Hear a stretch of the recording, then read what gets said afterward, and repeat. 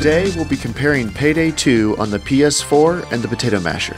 The Potato Masher is a $350 computer custom built in December of 2014 and designed to provide a comparable or better gaming experience than the PlayStation 4 for the duration of its life cycle.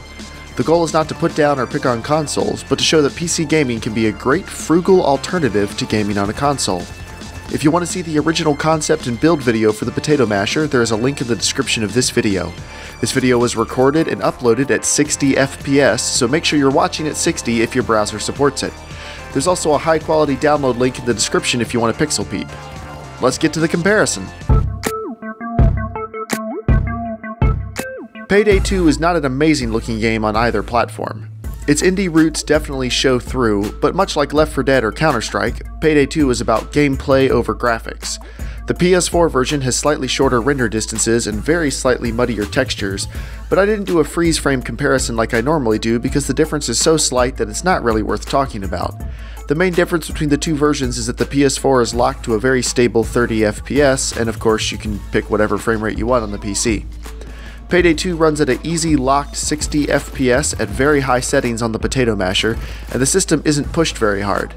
That does make me wonder why 30 FPS was the target for the PS4, since 60 FPS is a nice benefit for any fast FPS game. I did notice one odd frame rate issue on the Potato Masher. In some non-heist outdoor missions, like Hoxton's Breakout and Transport Park, the Potato Masher would sometimes briefly dip into the 30s and 40s. Granted, this was always higher than the PS4 version, but it was oddly consistent when it happened, so I feel like I can't guarantee that the game will always stay locked at 60 FPS on every single mission in the game. I never saw a single issue with any heist mission, so I assume there is a slight optimization issue with some of the non-heist missions. The only real graphical issues that bothered me were the excessive amounts of aliasing and shadow flickering on both versions, and grass and decals pop in on the PS4 version.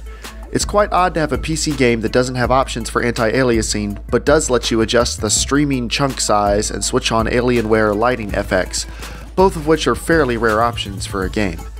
Overall, both versions look okay and run decently well. I personally think 60 FPS should always be the minimum goal for a fast-paced shooter, but the PS4 version handled itself fine.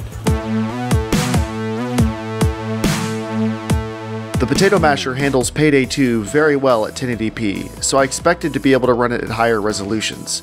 At 1440p and very high settings, 60 FPS was still not a problem. 1440p makes the aliasing look quite a bit better, and the entire game gets a much appreciated boost in clarity and detail on the models and textures. At 4K, I had to settle for 30 FPS to keep very high settings, but if you knock the settings down to medium, you can still play at more than 45 FPS. I couldn't hit 60 FPS at 4K, but that's not unusual for most games, so I wasn't surprised.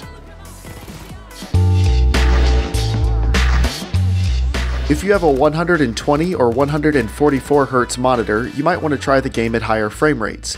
Curiously, Payday 2 has built-in frame rate locking that maxes out at 135 FPS, so I wasn't able to test the game at 144 Hz. At 1080p, the game was able to manage 120 FPS on high settings, and it was very stable.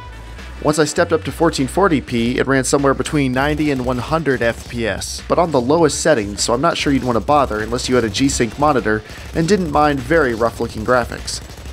4K couldn't hit 60 FPS at any settings, so I didn't bother trying for higher frame rates at that resolution.